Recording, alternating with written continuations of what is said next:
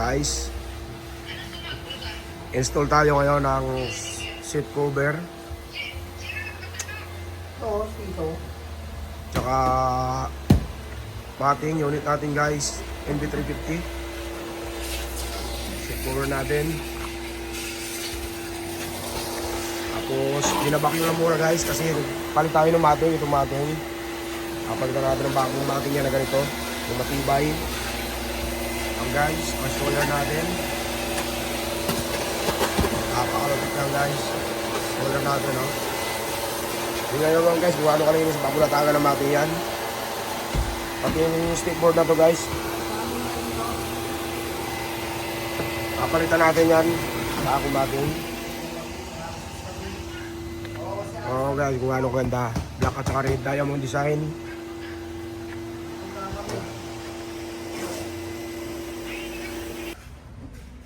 Guys, meron tayo ditong NB350 na 18-seater. Inabitan natin yan guys ng seat cover na ganito. Napakaganda guys, oh. Diamond design. Black at saka red combination guys. Yan. In-install lang din natin to guys ng floor matting. Yan, hanggang harap. Hanggang dito sa ilalim ng makina naka-install yan. Dito sa unit natin na NB350. Tingnan natin dito sa kabilang side guys. Yan guys, dito sa harap. Tingnan nyo naman guys kung gaano ka-tindi design na kinabit natin dyan. Para sa unit natin na NB350. May libre na dalawang neck pillow. Yan guys, oh. Tapos yung harap na mating. Mating dito. Mating dito sa may engine. Tapos seat cover dito guys, first row. Second row guys, seat cover natin.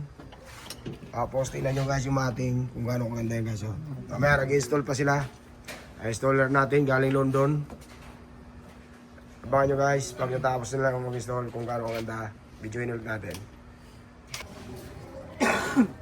And guys, dito sa likod, inamulman yung mating. Napakalinis yan guys. Tapos ito yung seat cover na nilagay natin.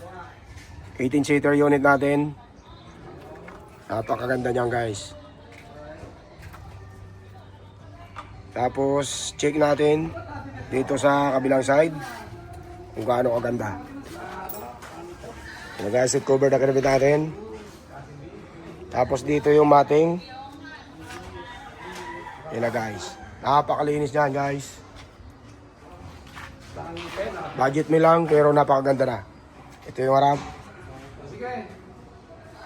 Tapos ito yung harap ng mating. Guys, message lang kayo kung gusto nyo pagawa ng ganito.